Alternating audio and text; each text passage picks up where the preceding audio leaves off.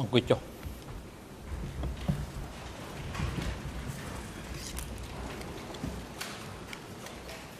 អង្គជំរះប្រកាសបន្តកិច្ចដំណើរការនីតិវិធីសកម្មភាពហើយជាដំបូងនេះអង្គជំរះសម្រាប់លើដំណើរសុំរបស់ភាគីដែលបានពិភាក្សាគ្នាកាលពីព្រឹកមិញអង្គជំរះសម្រាប់ទទួលយកជាឯកសារផុសតាងនៅសិភៅដែលមានចំណងជើងថាសេចក្តីស្នេហានិងភាពភ័យខ្លាចនៅក្នុងប្រទេសកម្ពុជារបស់អ្នកជំនាញ PTCE 81ដោយឯកសារនេះកំណត់លេខឯកសារ E3/10000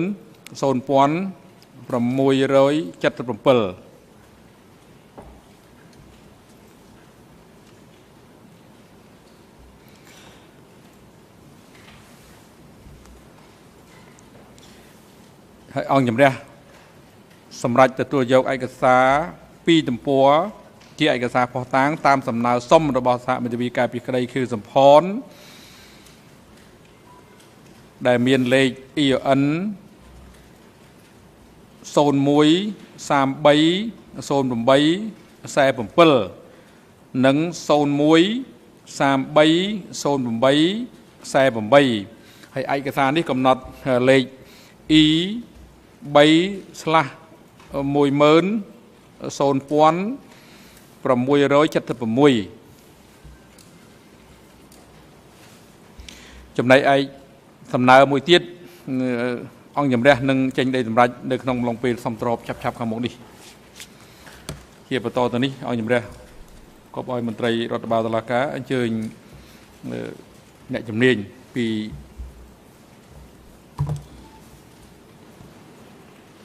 TTE 81ចូលមកកាន់កន្លែងផ្ដោតសេកម្មក្នុងបន្ទប់សកម្មភាព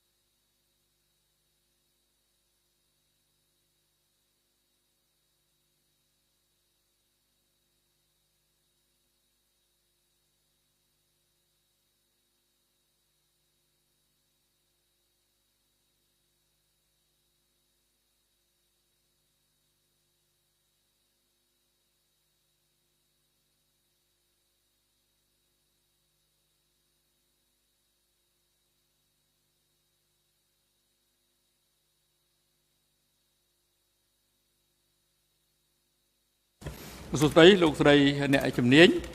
តើលោកស្រីឈ្មោះអី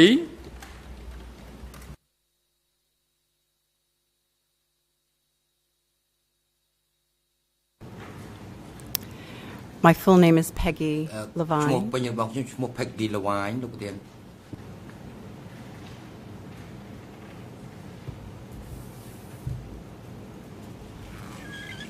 បាទអរគុណហើយតើលោកស្រីកើតនៅថ្ងៃខែឆ្នាំណា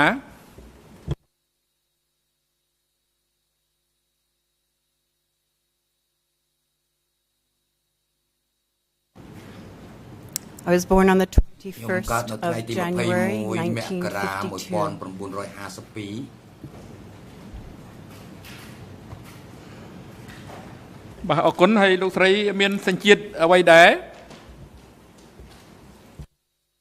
I have two nationalities, Australian and United States. អូស្ត្រាលីនិងសញ្ជាតិអាមេរិក បាទអរគុណហើយចុះសប្តាហ៍ថ្ងៃនេះតើទីលំនៅអចិន្ត្រៃយ៍របស់លោកស្រីនៅទីកន្លែងណា An address is in Victoria, Australia. ទីក្រុង Victoria ប្រទេសអូស្ត្រាលី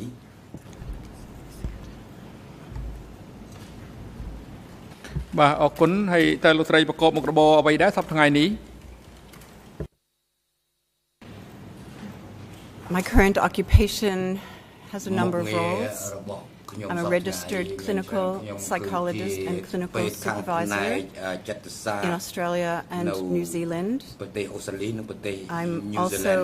an anthropologist with a specialization in medical anthropology. I'm an associate professor at Monash University and University of Melbourne, where I supervise primarily PhD students. I'm also a permanent research affiliate with the Shoah Foundation at the Center for Advanced Genocide Studies in Los Angeles. នៅទីក្រុង Los Angeles ផងដែរ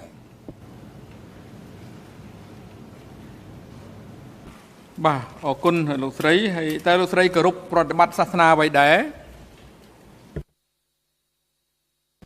I have no religion, however, I honor my Jewish ancestors. ប៉ុន្តែដូនតារបស់ខ្ញុំហ្នឹងគឺជាកាន់សាសនាជូវីស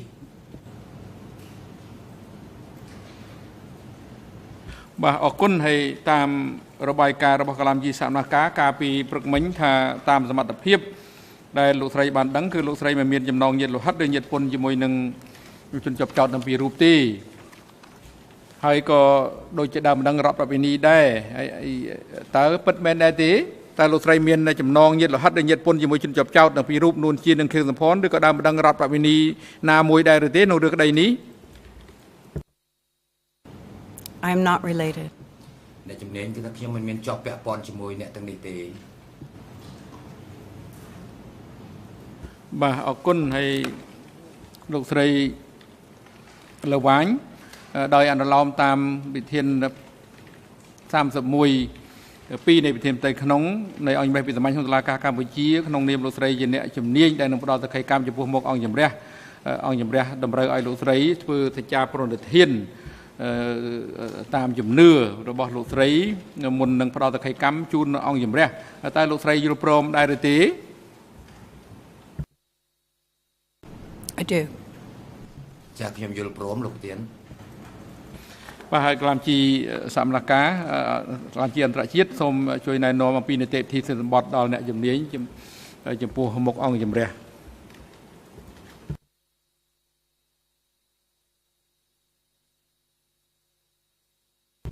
Good morning, expert. Can you please stand up and repeat after me? I solemnly swear that I will assist the trial chamber honestly, confidentially, and to the best of my ability. I solemnly swear that I will assist the trial chamber honestly, confidentially, and to the best of my ability. Yes. បាទអរគុណលោកស្រីអ្នកជំនាញអង្គជំរះនិងភាគីសូមថ្លែងអំណរគុណចំពោះលោកស្រីដែលបានមកផ្ដល់សក្ខីកម្មនៅទីនេះហើយ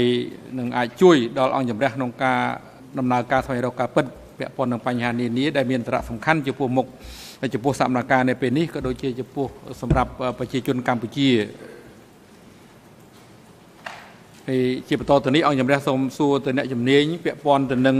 ប្រវត្តិសិក្សានិងស្នាដៃនិពន្ធរបស់មួយចំនួនរបស់លោកស្រីលើវ៉ាញតើលោកស្រីអាចប្រាប់ដល់អង្គជំរះបានដែរទេថាតើលោកស្រីបានទទួលការអប់រំកម្រិតណាដែរ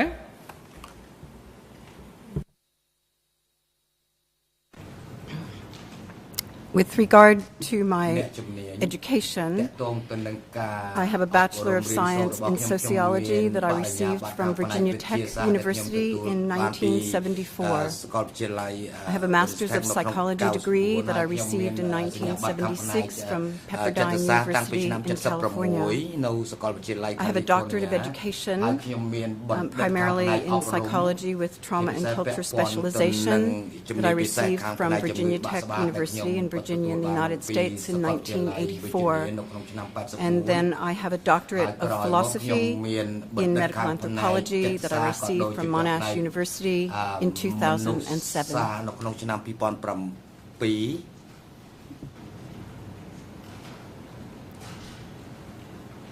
បាទអរគុណហើយកាលពី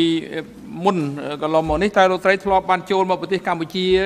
ដែរឬទេហើយបើចូលនៅឆ្នាំណាដែរហើយក្នុងគោលបំណងអ្វីដែរ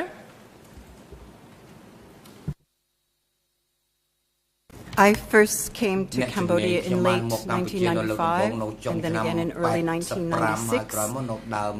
I was invited by Ms Khmer, who at the time was the chair of psychology at the Royal University of Phnom Penh. That was my first time inside Cambodia.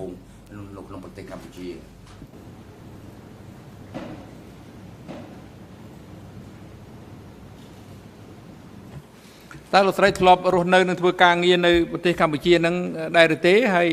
ធ្វើការងារអ្វីហើយប្រើចំណាយពេលវេលានៅរស់នៅក្នុងប្រទេសកម្ពុជាអស់រយៈពេលប្រហែលឆ្នាំដែរ Pardon, I didn't get the beginning of your question. សាបសំណួរពីខាងដើមអត់ទាន់ទេលោកប្រធានលោកស្រីមិញបានតាមការអញ្ជើញរបស់អ្នកជំនាញខាងកម្ពុជាពាក់ព័ន្ធជាមួយនឹងសាកលវិទ្យាល័យមួយជួយលោកស្រីមកអង្គជំនះចង់សួរចង់ដឹងថាតើលោកស្រីមករស់នៅនិងធ្វើការនៅប្រទេសកម្ពុជានឹងរយៈពេលប្រហែលឆ្នាំដែរហើយគូបំណងពិតប្រាកដនឹងគឺលោកស្រីធ្វើអ្វីនៅក្នុងពេលដែលលោកស្រីរស់នៅក្នុងប្រទេសកម្ពុជា My initial time in Cambodia was short. I don't have my passport history with me. I believe I was here for 2 weeks in that first instance. I came specifically to learn what was happening at the university. I would like to say as background, Ms Hema had come to Australia on an AusAid scholarship. She was a student of mine in one of my classes that I taught in cross-cultural psychology. She was trying to bring cross-cultural psychology practices into Cambodia. And so my reason for initially coming to Cambodia was to have discussions with her and her faculty and to meet her students and to talk to her about the future development of her program.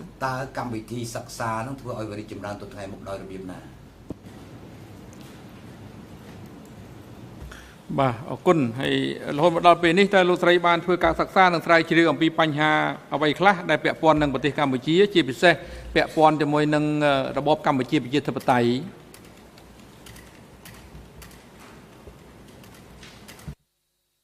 Yes, that research I stumbled into, I would say, as a result of my association with colleagues inside Cambodia. But my first personal inquiry into Cambodia and democratic Kampuchea and things that happened during that time was in 1980. I was working at a mental health center in Arlington, Virginia, near Washington, D.C. as a clinician, and at that time my clients were refugees coming into the United States. And it was through my association with my clients that I started to read about, ponder about things that happened in Cambodia, and it was the first time I started hearing about weddings.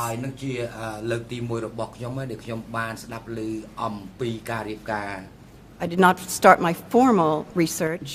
until after I came to Cambodia in 1997 is when I started my formal investigation into this project.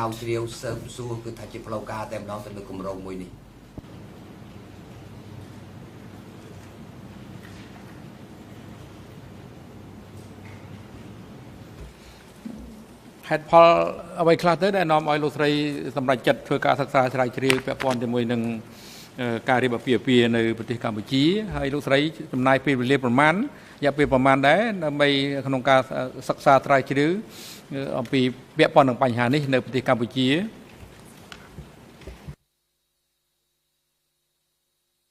A total of 8 years I spent on this topic.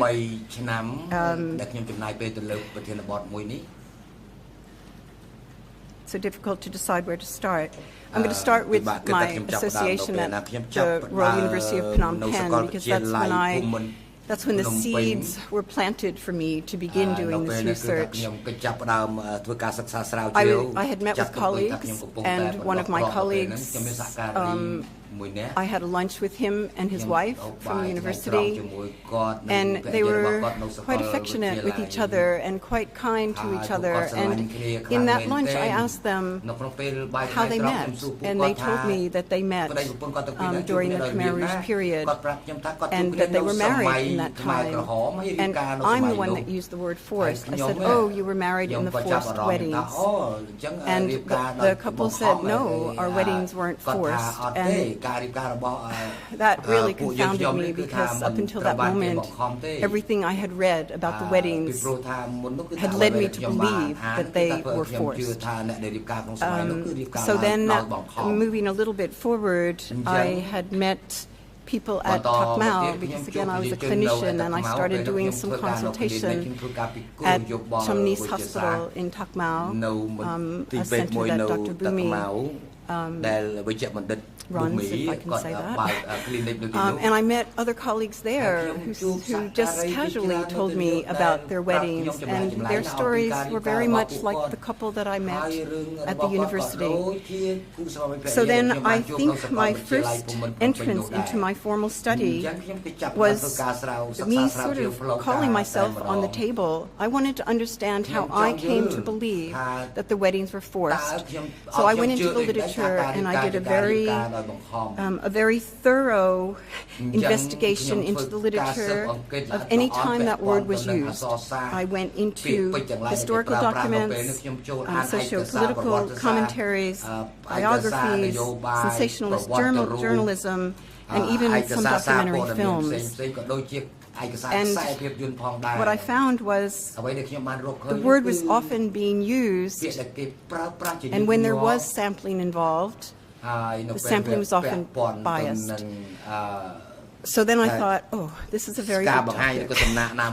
and I want to know more about it, and I want to do a bit of immersion on this topic, and I want to understand the structure and the function and the meaning of the weddings across time and place. As if I were a cartographer, I wanted to map what happened with this phenomenon that we call weddings under decay. So that was the first bit of research I did into those documents, and then I decided to study the tradition of weddings in Cambodia. And I did that by going into many old documents. I spent my speaking of French is not very good at all, but my reading is still pretty good. So I went to the French Cultural Center and spent many hours there going over many documents, looking at cartographers' work, looking at Delaporte's work from 1893, when he was creating an atlas, and those who were coming to Cambodia for many different reasons were documenting their observations of traditional wedding practices. So I again immersed myself in that. I started to attend traditional weddings in Cambodia so I could get an understanding of weddings. I spent a lot of time trying to map the weddings before 1970, before the Lon Nol regime, because I was aware, by talking to, again, colleagues at the beginning before I started my formal research, I was aware that 1970 was a very profound time of change in this country. And during those times of profound change, people were being moved out of some rural regions and going into the city to study, and rituals were changing a bit in 1970. So I stayed with looking at documents before 1970. And then that led me to my study, where I decided to go back and do a second doctorate on this topic so that I could get ethics clearance, so that I could really think through duty of care, confidentiality. I did not want to be associated with an NGO or any government organization. I independently funded my research. I wanted to have the capacity to have the time so I could immerse myself in this study. And I got a scholarship to do a PhD. I started that PhD at University of Victoria in New Zealand. Admittedly, things happened in the department. My two supervisors left their positions. And at that time, David Chandler was returning to Australia from the United States. And he was a professor at Monash University, moving into retirement, but I approached him about my topic and asked him if he would consider taking me on halfway through my doctoral work as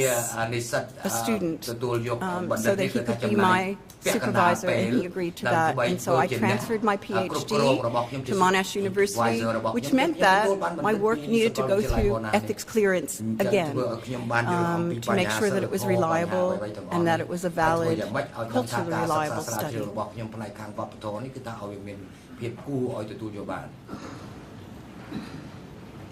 បាទអរគុណហើយតែលោកស្រីចាំទេថាស្នាដៃដែលជាការសិក្សាដើម្បីសរសេរនិក្ខេបបទជាយកឋានៈបណ្ឌិតរបស់លោកស្រីហ្នឹងមានចំណងជើងថាម៉េចដែរចំណងជើងនៃសិភៅរបស់លោកស្រីជានិក្ខេបបទការពារឋានៈបណ្ឌិតរបស់លោកស្រី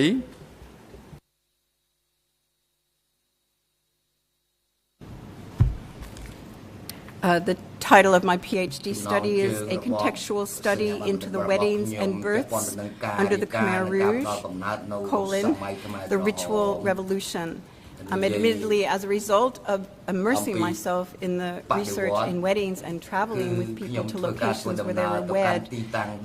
I discovered many things about the births and decided to then include that, extend my PhD time so that I could study the births as well during that period. The book that I did that came out of that PhD is titled Love and Dread in Cambodia,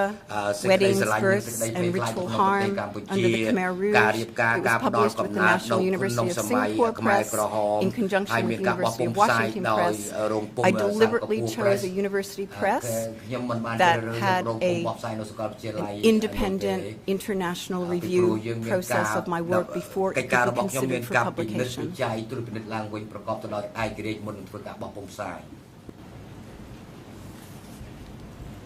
បាទអរគុណហើយនៅក្នុងស្នានិក្ខេបបទរបស់លោកស្រីដែលលោកស្រីបញ្ជាក់អំបញ្ញនេះអំពីការរៀបពាពីនឹងកំណើតនៅក្នុងរបបខ្មែរក្រហមតើលោកស្រីមានទទួលជំនួយគាំទ្រពីអង្គការឬបុគ្គលណាដែរទេ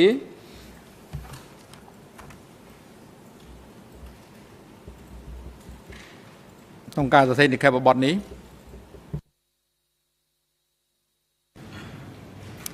I was on a scholarship for my PhD, but it was up to me to determine how to spend that. I lived on that scholarship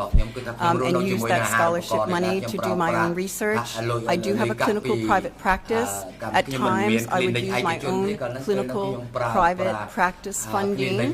to fund my time in Japan, my time in Cambodia. During that time that I was doing my research, I did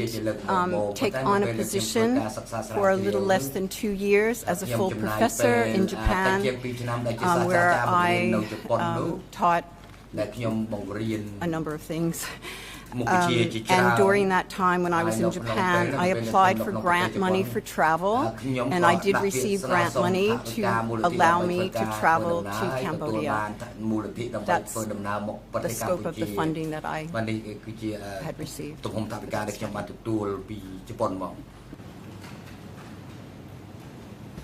បាទអរគុណហើយតើលោកស្រីមានប្រភពណាខ្លះដែលធ្វើជាមូលដ្ឋានក្នុងការសរសេរនិក្ខេបបទនេះហើយថាតើលោកស្រីបានជួបសម្ភាសជាមួយនឹងបុគ្គលប្រភេទណាខ្លះហើយមានចំនួនប្រហែលប្រមាណដែរ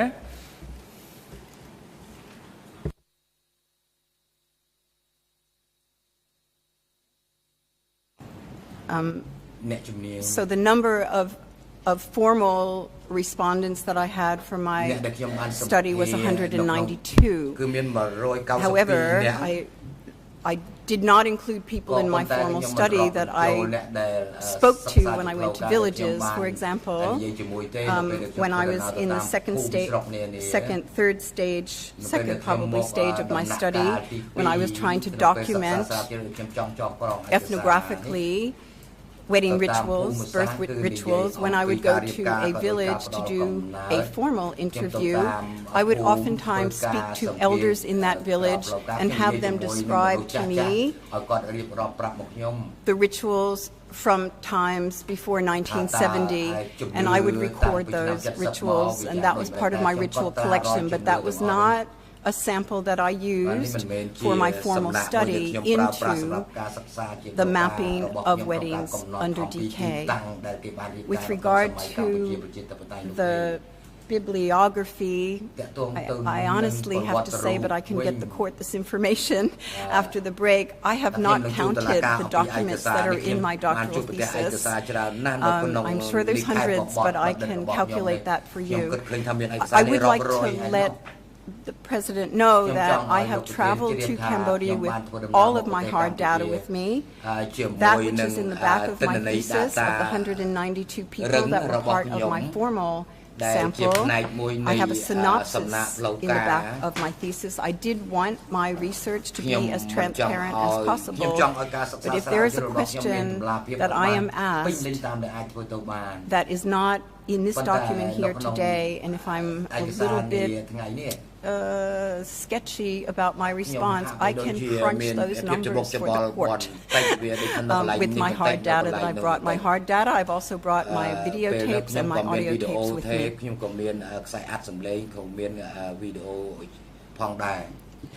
And I hope I've answered your full question.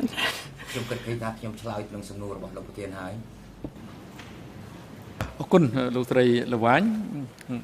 បាទឥឡូវនេះដល់ពេលសម្រាប់ថ្ងៃត្រង់ហើយឲ្យមានប្រកាសសម្រាប់ចាប់ពីពេលនេះទៅរហូតដល់ម៉ោង